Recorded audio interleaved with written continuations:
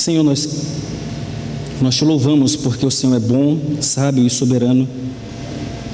Queremos te agradecer por tua fidelidade e tua misericórdia. Pedimos, Deus, que o Senhor dirija as minhas palavras para que eu torne esta mensagem clara e mostre que ela não flui de um sistema filosófico, mas flui da tua palavra. E uma vez que a gente entenda a tua palavra como o poder de Deus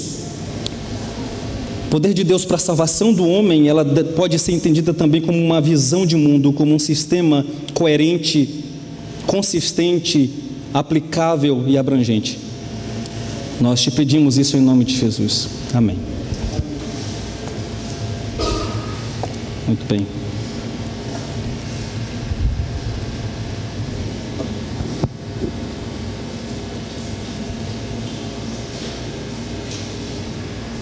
Você já deve ter visto esse filme de Batman Begins, de 2005.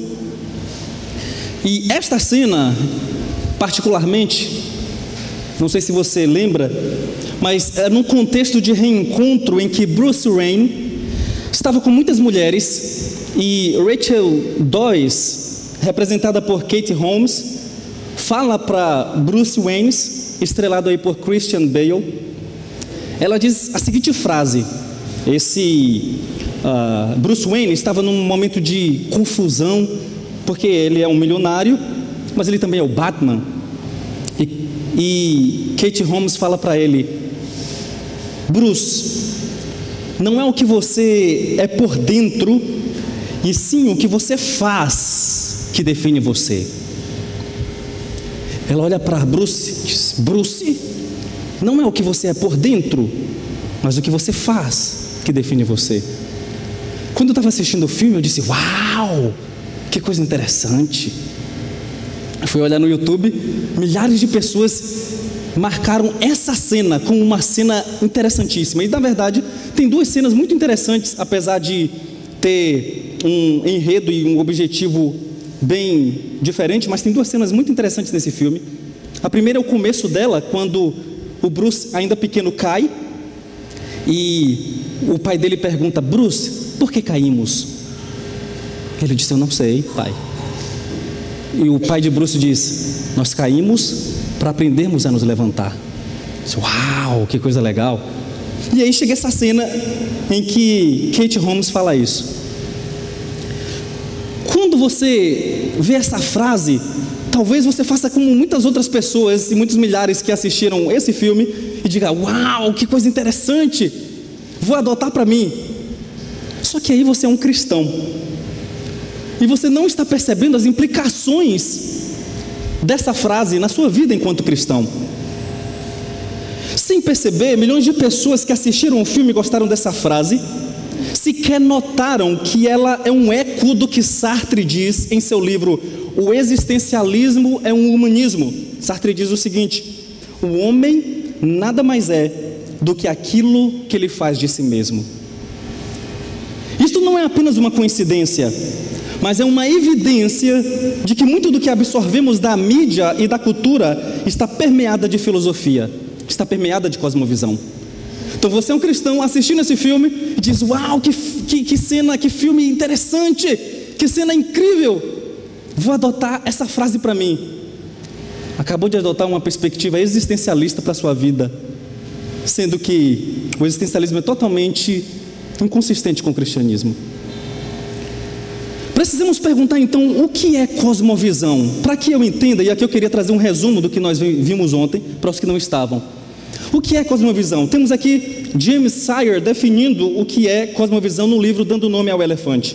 Cosmovisão é um compromisso, uma orientação fundamental do coração, ou seja, uma pressuposição, que pode ser expresso como uma história mestre ou num conjunto de pressuposições, ou seja, suposições que podem ser verdadeiras, parcialmente verdadeiras ou totalmente falsas, que sustentamos conscientemente ou subconscientemente, consistente ou inconsistentemente, sobre a constituição básica da realidade e que fornece o fundamento no qual vivemos, nos movemos e existimos. Aí você diz: nossa, eu preciso memorizar isso tudo para saber o que é cosmovisão? Eu digo: não, você não precisa. Então eu quero trazer 3 ilustrações. Uma a gente viu ontem, e eu quero trazer 3 incluindo a que a gente viu ontem, para que você entenda melhor o que é cosmovisão. Então a gente pode basicamente resumir cosmovisão em 3 aspectos ou 3 ilustrações. Primeiro aspecto de uma cosmovisão é que ela é interpretativa. Ela é a lente que você usa para ver o mundo, mesmo que você não perceba que tem uma. Isso aqui é muito importante. Não é que as pessoas vão pensar e olhar: olha, eu tenho minha cosmovisão e ela é assim. Não, você está agindo sem perceber que você tem uma visão de mundo, porque ela está fundamentada no seu coração, no compromisso que você tem com algo da realidade. Agora, ela não é somente interpretativa, ela é fundamental. Então é como se você tivesse uma casa e você tivesse abaixo dela toda a estrutura que fundamenta a sua casa. Isso é a sua cosmovisão. E detalhe, você não vê, você não enxerga isso. Ela está no seu fundamento, como se fosse um iceberg, que você consegue ver a ponta, mas você não vê toda a profundidade, todo o tamanho do que é esse iceberg. Então, a cosmovisão ela é interpretativa e ela tem a ver com um fundamento, com uma base. E por último, o último aspecto dela é que ela está interligada. Ela se interliga com todas as áreas da sua vida a partir desse fundamento e a partir dessa interpretação de mundo que você vai ter. Você tem um fundamento no qual toda a sua realidade vai ser fundamentada, baseada. A partir desse fundamento você interpreta a realidade, e quando você interpreta a realidade, você interliga todos os pontos a esse fundamento a partir dessa lente. Então perceba que as 3 coisas estão relacionadas. A partir de minha cosmovisão, eu vou saber como ou qual a metodologia que eu vou usar para alguma área da minha vida. Então, como eu posso fazer evangelismo, como eu faço apologética, como eu faço aconselhamento bíblico, como eu posso me relacionar enquanto cristão com a matemática e a física, ciências exatas, ou com a história, com a cultura, com o direito, com a sociologia, com a economia, com a ética. Todas essas coisas estão interligadas a partir deste fundamento, que é o fundamento que todas as pessoas terão, mas pode ser um fundamento cristão ou não cristão. Isso aqui é muito importante. Então a ideia é que toda vez que nossa vida se mostrar inconsistente, nós teremos 3 coisas a fazer. Nós vamos rejeitar, nós vamos dicotomizar, e nós vamos mudar nossa cosmovisão. Então você tem sua cosmovisão, você tem sua visão de mundo. Se acontece uma coisa que foge desse sistema, você vai fazer uma dessas 3 coisas. Você vai rejeitar, dizer: não, isso aqui não tem nada a ver, eu vou ignorar totalmente isso, porque não faz parte daquilo que eu entendo ser o mundo, daquilo que eu entendo ser a realidade. Mas eu posso dicotomizar, e aqui muitos cristãos acabam fazendo isso. Eu posso dizer: ok, então a verdade da fé é uma coisa, e a verdade da ciência é outra coisa. A verdade que eu aprendo na academia é uma coisa, a verdade que eu aprendo na igreja é uma outra coisa. Por quê? Porque você está percebendo que está havendo algo que parece uma tensão, algo que parece um dilema, e você não quer rejeitar isso porque você entende que tem algo de verdade nisso. Então o que a maioria das pessoas, cristãos principalmente que estão na universidade, acabam fazendo é dicotomizando, fragmentando, e por isso acabam se tornando de certa maneira esquizofrênicos. Por quê? Porque acabam fragmentando toda a sua vida. Então acaba se fazendo uma dicotomia entre verdade e valor. O cristianismo é verdade, é fato ou é valor? Se você diz: olha, cada um tem a sua religião, cada um tem a sua verdade, cristianismo ou religião é como política e futebol, não se discute. O que você está dizendo? Você está dizendo que o cristianismo ele deve ser privatizado. É algo que faz parte da minha vida pessoal e subjetiva, e ele não diz nada com respeito à realidade objetiva. Ele não diz nada em como eu posso fazer ciência, ele não diz nada em como eu posso legislar, ele não diz nada enquanto eu posso analisar e observar a vida e a biologia. Essa é uma das maneiras que as pessoas têm feito ou têm agido. E por último, Elas podem dizer: eu vou mudar a minha visão de mundo. E isso implica em uma mudança total de suas estruturas. Então, das duas, uma, ou das três, uma. Você é cristão, se encontra com algo que a ciência diz, por exemplo, e você vai dizer: não, eu vou rejeitar completamente. Ou você vai dizer: não, isso é verdade, mas é uma verdade da ciência, enquanto que as verdades daqui, que eu ouço na igreja, são verdades da fé.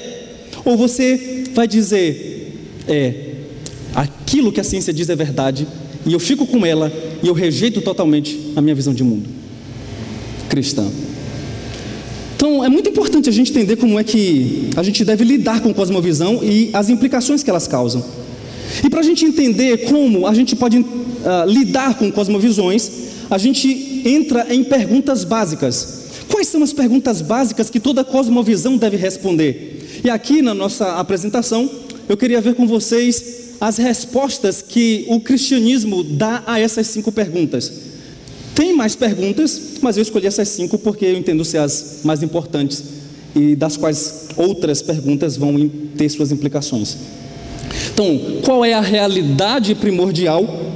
Qual é a natureza da realidade externa?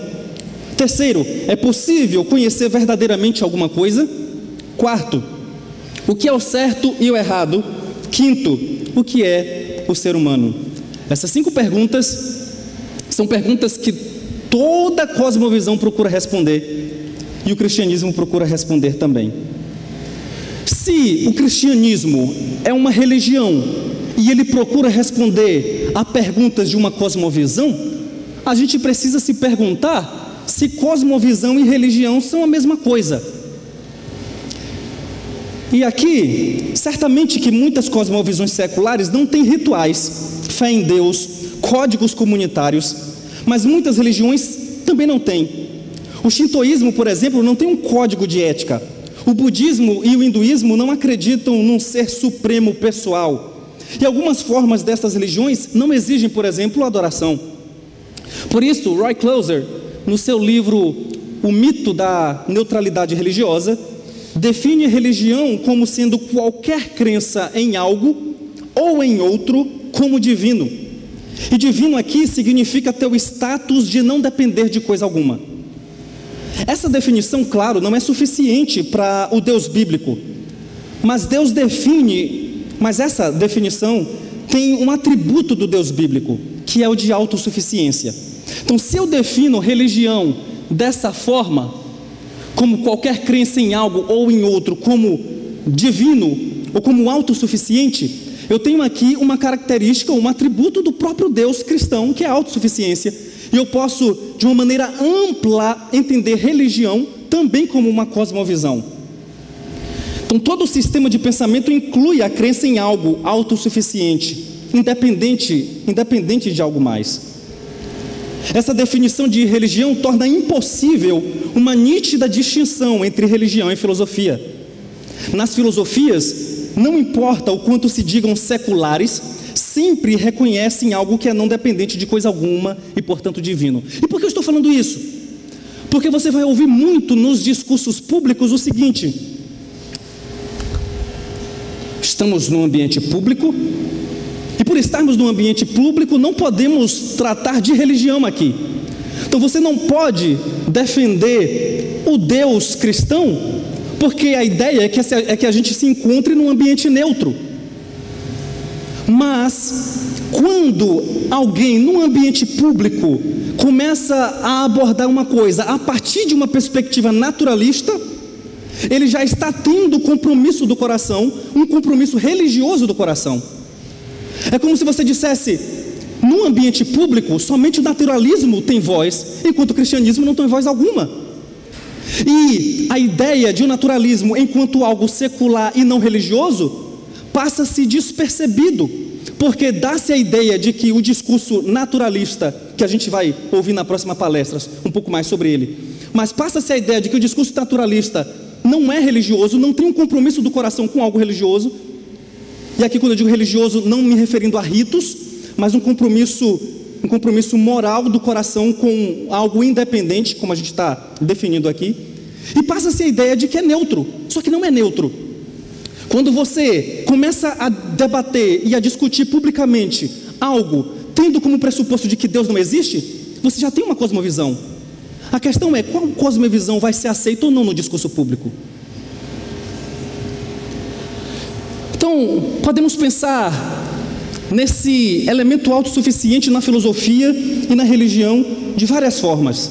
Nós temos a água de Tales, a forma do bem de Platão, a causa primeira de Aristóteles, a natureza de Spinoza, o número de Kant, o absoluto de Hegel.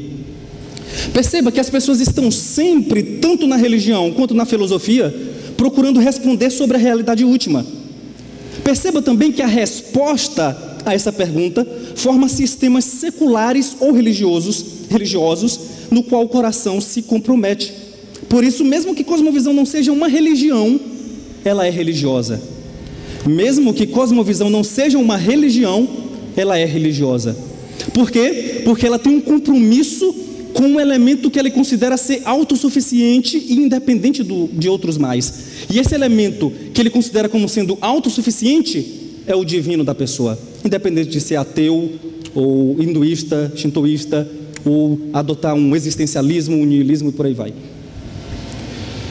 Aqui a gente precisa se perguntar se há espaço para falar sobre cosmovisão pública e privada. É claro que a cosmovisão de uma pessoa é uma questão do coração. E por isso, nesse sentido, ela é pessoal, ela é privada.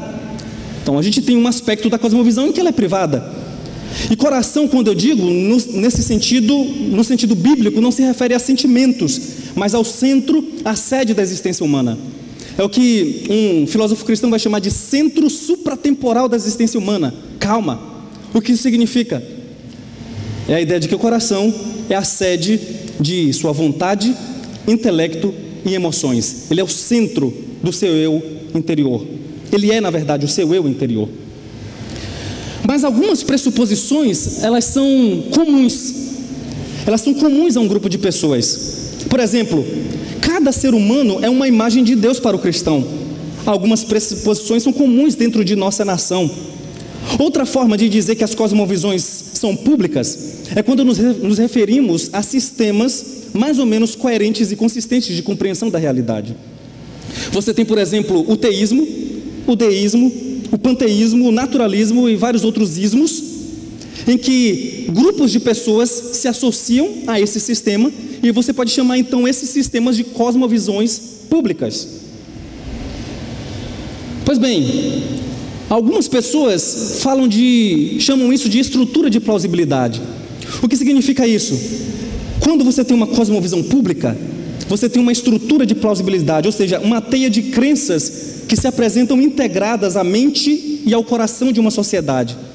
Então, por exemplo, eu estou na igreja Batista Regular da Pituba, estou falando de Deus, do Deus Trino, Pai, Filho e Espírito Santo, tranquilamente.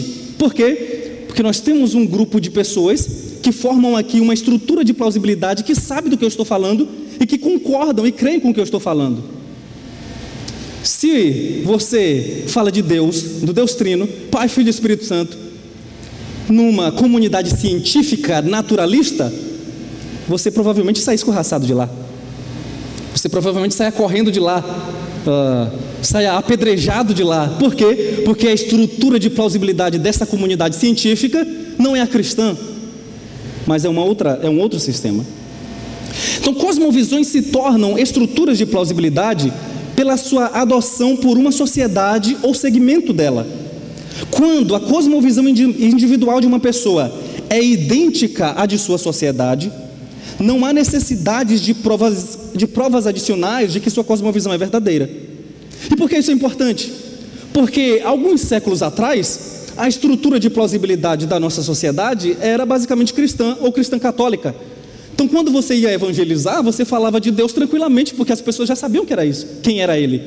E você poderia falar de pecado tranquilamente, porque as pessoas já sabiam que era isso. Mas hoje, as pessoas sequer acreditam que existe uma verdade absoluta ou universal. E as pessoas sequer sabem o que é pecado. E não somente não sabem, como também não concordam. Então você tem uma estrutura de plausibilidade diferente. E isso envolve, quando evangelizar ou quando fazer apologética, explicar os termos que você está usando para as pessoas. Muito bem. Então, vamos aqui trabalhar um pouquinho o que a gente tem visto até agora a partir desta rede que eu vou chamar de rede da realidade. Essa rede é muito importante para que a gente entenda como cosmovisão funciona, e principalmente a cosmovisão cristã, porque aqui a gente começa a relacionar a cosmovisão com a apologética. Então você tem essa rede em que a elipse maior, podia ser um círculo, mas eu sou ruim de desenhar. Então, a elipse maior é a metafísica. O que é metafísica? Metafísica é o estudo daquilo que é real, daquilo que é a realidade, de modo bem grotesco e bem resumido. Então, quando eu falo de metafísica, eu pergunto: isso existe ou não existe? Isto é real ou não é real? Dentro da metafísica, eu tenho uma outra elipse que a gente chama de epistemologia. E o que significa isso? É o estudo do conhecimento. Episteme, grego, conhecimento. E na epistemologia, a gente se pergunta: como eu posso conhecer alguma coisa? Existe verdade? O conhecimento que nós temos é possível ou não? Ou será que tudo isso que eu acho que conheço é uma ilusão? Não passa de falsidade? Então, a epistemologia trabalha a teoria do conhecimento. E ela pergunta: eu posso conhecer alguma coisa? E a ética, que é mais conhecido de nós, ela pergunta: o que é certo e o que é errado? Então veja que se eu tenho uma área em que eu estou trabalhando eticamente, é claro que você tem outras áreas do conhecimento e outras áreas das ciências também aqui envolvidas, mas eu só trouxe essas três para que a gente entenda um pouco. Quando eu tenho um tema que está ligado à ética, a ética ela está submetida a como eu conheço o que é certo e o que é errado. E o que eu conheço como é certo e o que é errado está relacionado com se aquilo que eu conheço existe ou não. Então, a metafísica é aquilo que é mais abrangente, a epistemologia é aquilo que eu conheço daquilo que existe, e a ética é se aquilo que eu conheço do que existe é certo ou errado. Ok? Muito bem. Vamos então para as perguntas. Aqui, antes das perguntas, tem um outro tipo de círculo para que a gente entenda um pouco melhor. Então temos aqui a cosmovisão, começando com o que é real, agora de dentro para fora. Aqui seria a metafísica. O que é real? Quando você passa da metafísica, vai para a epistemologia, que é o que é verdadeiro. E depois eu passo para a ética, o que é bom. E então eu vou para o que a gente pode chamar de praxeologia, ou a questão teoria ou estudo do comportamento. O que nós fazemos? Então perceba, e a pergunta, o irmão Ricardo fez até uma pergunta ontem com relação à prática e à teoria. Perceba como a cosmovisão ela relaciona tudo isto. Primeiro, eu tenho um fundamento, eu entendo como as coisas se fundamentam e o que existe e o que não existe. Depois eu parto para como eu posso conhecer isto. Depois para o que é bom. E depois como nós fazemos isto. Então a minha prática, aquilo que eu faço na minha vida, mesmo que eu diga eu sou cristão, eu sei que Deus é soberano. Aqui eu sou cristão, sei que Deus é soberano, Ele é real. Quando eu chego na minha prática, ela vai confirmar se o que eu creio aqui realmente faz sentido, no que é real, porque ela vai implicar nas minhas crenças ligadas aqui ao que eu conheço, e ela vai refletir na minha ética ligado aos meus valores. Estão percebendo como as coisas estão relacionadas? Então quando você diz essa questão de metafísica é muito abstrato para um cristão, um estudo da metafísica é totalmente prático. É totalmente prático. A filosofia é horrível. Claro que tem muitas coisas de filosofia que não são boas mesmo não.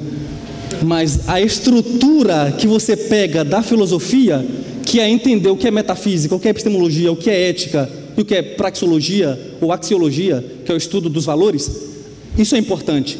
Porque o cristianismo vai procurar responder a todas essas estruturas, a todas essas perguntas. Então vamos às perguntas. A primeira pergunta que a gente fez foi: qual é a realidade primordial? Ou por que existe algo em vez de nada? Essa primeira pergunta, ela é a pergunta das perguntas. Este é o aspecto mais importante de uma cosmovisão, porque estabelece o fundamento metafísico dela. Veja, não há neutralidade aqui. Não há neutralidade na resposta a estas perguntas. Porque quando eu trato da existência de Deus, ou daquilo que existe fundamentalmente, ou eu creio que Deus existe, ou Ele não existe. Um agnóstico é um ateu simplesmente refinado. É um ateu tentando ser humilde.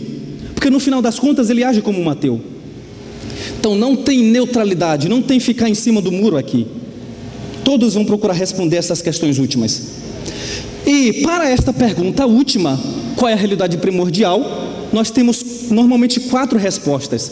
A primeira resposta é: tudo veio do nada absoluto. Então pense num círculo.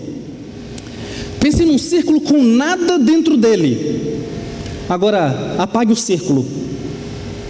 Remova o círculo. Se ficou na sua imaginação algo, uma tela preta ou uma tela branca, tente apagar isso também. É um nada absoluto, é o nada do nada. Dificilmente você vai encontrar alguém que defenda esta ideia de que tudo veio do nada absoluto. Então as pessoas vão dizer: não é que tudo veio do nada absoluto. Tudo começou com algo impessoal. Como assim? Tudo é energia, tudo é força, tudo é alguma coisa impessoal que fez com que o universo existisse. Então, primeiro, não há explicação para o fato de que o universo não somente existe, como também tem uma forma específica. Aqui, quando a pessoa defende que tudo é energia e tudo é força, você tem um grande problema, porque força e energia são coisas impessoais. E se elas são coisas impessoais, ela não tem propósito. Então como é que você explica você encontrar formas específicas no universo? Como é que você explica isso? Como é que você explica o universo como parecendo ter um tipo de propósito, um telos, se tudo veio do impessoal? Uma força não pode ter um propósito. Tem propósito aquele que aplica a força. Uma lei por si não tem propósito. Tem propósito aquele que faz as leis, o legislador. Então esse é o primeiro problema dessa abordagem. E o segundo problema é: se nós começamos com um universo impessoal, não há explicação para a pessoalidade. E isto vai trazer grandes implicações para a pergunta: quem sou eu? Ou seja, se eu digo que tudo veio de energia e tudo veio de força, como é que você explica o fato de você ser uma pessoa? Porque o impessoal não pode produzir o pessoal. Então as pessoas vão responder dizendo: ou eu aceito essa incoerência, ou vão dizer: os seres humanos não são seres pessoais, são máquinas, são isso, são aquilo outro. Outras pessoas vão responder dessa forma: há e sempre houve um dualismo. Essa é uma das mais difíceis, mas queria tentar de um modo claro lidar com essa pergunta. Há e sempre houve um dualismo. A questão é que o universo sempre existiu em termos de matéria e energia. O universo sempre existiu. Então, primeiro, normalmente, quando uma pessoa defende um dualismo eterno, elas tendem a procurar o que está por trás desse dualismo.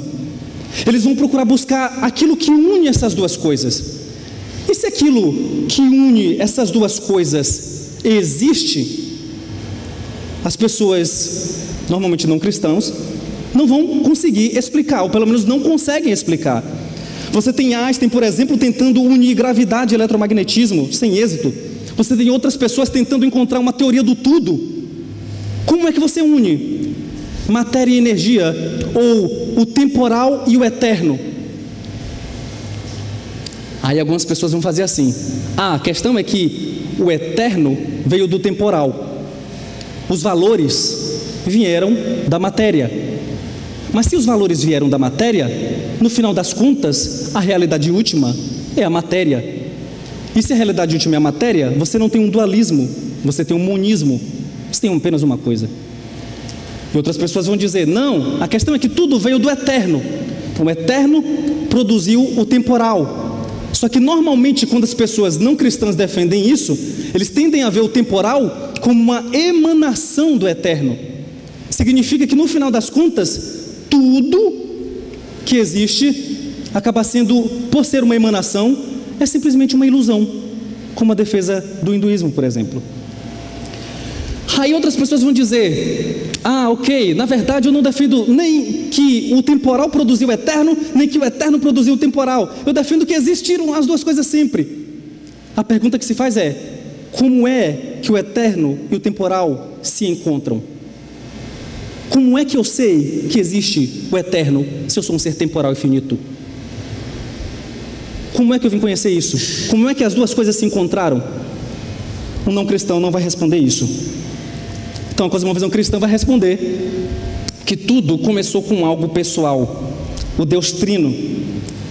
Isso significa que antes de, no princípio, Gênesis 1:1, o pessoal já existia.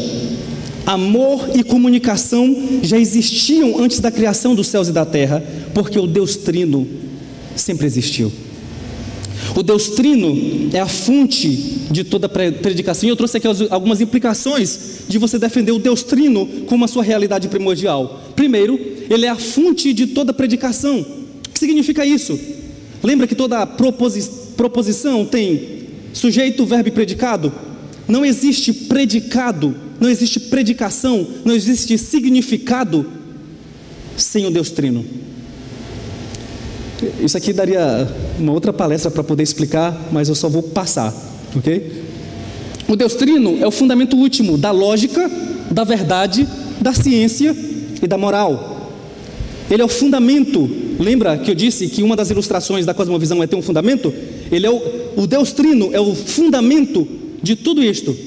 Se eu falo e se vocês entendem, é porque esta comunicação reflete o Deus Trino que sempre existiu numa comunicação eterna entre Pai, Filho e Espírito Santo. Segunda pergunta, para a gente adiantar o lado: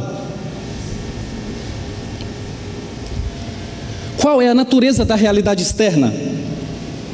Deus criou o cosmos ex nihilo, ou seja, do nada, para operar com uma uniformidade de causa e efeito em um sistema aberto. Qual é a natureza da realidade externa? Deus criou por sua palavra. E aqui tem algumas implicações que eu vou trazer daqui a pouco. Deus criou do nada, por sua palavra, o cosmos, a realidade externa. Isso significa que Deus, Ele é o único absoluto. Não existe Deus e alguma outra coisa. Deus é o fundamento único de tudo que existe. Segundo, porque a criação veio à existência pela palavra, tem aí os textos, a criação não é extensão de Deus, mas existe fora de Deus. Porque Deus criou por fiat, ou seja, por sua palavra, a criação ou a realidade que existe não é uma emanação de Deus. A realidade não é uma ilusão. A realidade, ela é algo separado de Deus, mas dependente de Deus. E aqui tem alguns textos que mostram que Deus criou e sustenta o universo com a sua palavra. E como última implicação, tudo que Deus criou é bom. Lembra aí de Gênesis capítulo 1, em que ele vai criando dizendo: isto é bom, viu Deus que era bom, viu Deus que era bom, viu Deus que era muito bom. Outra pergunta: é possível conhecer verdadeiramente alguma coisa? E aqui a gente entra na área da epistemologia. E a resposta cristã é sim, nós podemos conhecer pela revelação. E aqui revelação geral e especial. Tem uma frase de Van Til, meu amiguinho, meu amigão. A única maneira de um homem ter algum conhecimento das coisas eternas ou temporais é que um Deus pense por nós em categorias eternas e nos revele a medida da verdade que podemos compreender. Lembra que quando eu falei sobre o dualismo de temporal e eterno, que um ser temporal e finito não consegue conhecer as coisas eternas? Pois é, mas se existe um Deus que é eterno e fala, lembra aí do axioma, do nosso axioma, Deus existe e Ele falou? Se existe um Deus que é eterno, pessoal e fala, então nós podemos conhecer tanto Ele quanto o mundo, porque Ele nos revelou como Ele fez e quem Ele é. Muito bem. Penúltima pergunta: o que é certo e errado? Para o cristão, a ética é transcendente e alicerçada no caráter de Deus como bom, sábio e soberano. Então, como a gente já trabalha principalmente nas igrejas muita questão ética. Então aqui só está basicamente um resumo do que ela é. E a última pergunta: o que é o ser humano? Para o cristão, os seres humanos são criados à imagem de Deus e, portanto, possuem personalidade, autotranscendência, inteligência, moralidade e criatividade. Por ser criado à imagem de Deus, o ser humano não foi criado para viver para si, ele foi criado para viver para o seu Criador. E aqui algumas implicações importantes. O ser humano não tem existência independente. O ser humano é parte da criação, e aqui tem algumas implicações para a ecologia. Por isso ele deve ser mordomo e viver em harmonia com a criação. Terceiro, o ser humano tem um lugar único na criação por ser imagem e semelhança de Deus, e aqui envolve a nossa mordomia como vice-regente de Deus. E por último, há uma fraternidade entre os homens. Nós, apesar de vivermos em lugares diferentes, sotaques diferentes, cores diferentes, nós somos criação de Deus, imagem de Deus e irmãos. Independente da sua idade, independente de ser solteiro ou casado, independente de ter um problema degenerativo, de ter algum tipo de deficiência, independente de ser novo ou idoso, somos irmãos. Agora, para que a gente encerre, queria trazer só um exemplo para ver se vocês realmente entenderam como a cosmovisão funciona, e principalmente a cosmovisão cristã. Imagine que, e eu sei que a Igreja Batista Regular da Pituba teve um congresso sobre aborto. Então imagine que você está no trabalho, você está na escola, na faculdade, e alguém diz para você: ei, o aborto... Imagine que um ateu chegue para você e diga: o aborto é certo ou errado? Aí você, como cristão, vai logo responder: claro que é errado. Você pode responder dessa maneira, mas se você quiser trabalhar a apologética ligada à cosmovisão, você pode responder de uma outra maneira. Primeira coisa que você faz: a pergunta, o aborto é certo ou errado, está em qual dessas três áreas que nós falamos? Ética. Ok, ética. Aí você tem que lembrar que a ética, ela está encorpada ou incluída na epistemologia e na metafísica. Então, para eu lidar com a questão do aborto, para saber se é certo ou errado, eu posso fazer isso. A ética do certo e errado precisa da metafísica do certo e errado. Em outras palavras, se alguém chega para você e diz: o aborto é certo ou errado? Você pode responder assim: o certo e errado existe? Porque eu, enquanto cristão, tenho um fundamento, tenho uma base para dizer que o certo e errado existe. Mas você tem uma base? Então eu posso dizer que o aborto é errado porque o meu fundamento, que é o Deus Trino, me garante que isso é errado. Mas você, como não cristão, que pode dizer que é errado, pode até dizer que é errado o aborto, mas você não tem uma base para dizer isso. E pode até dizer que é certo, mas você também não tem uma base para dizer isso. Se ele disser: mas a ética, o certo e errado é individual. Então, para onde você quer com essa pergunta? Para onde você vai com essa pergunta para mim? O que é que vai importar? Se disser: mas o certo e errado é de um grupo, é de uma nação que decide o que é certo e errado. Então, se uma nação decidir matar 6 milhões de pessoas, de judeus, é certo ou não? E aqui, claro que eu estou fazendo referência ao nazismo. Você certamente vai dizer não. Então não tem, a ética, o certo e errado não tem a ver simplesmente com uma nação decidir o que é certo ou errado. Então perceba que à medida que eu vou ampliando, eu vou precisar de um referencial que seja absoluto, um referencial que seja infinito. Porque se eu procurar um referencial para o certo e errado apenas no aqui e agora e na realidade que existe aqui, vai ser finito ou insuficiente para eu garantir o que é certo e errado. Mas eu, como cristão, tenho um Deus pessoal e infinito. E isto é suficiente para eu dizer que o certo existe e o errado existe. E, portanto, aborto é errado, porque Ele falou. Amém?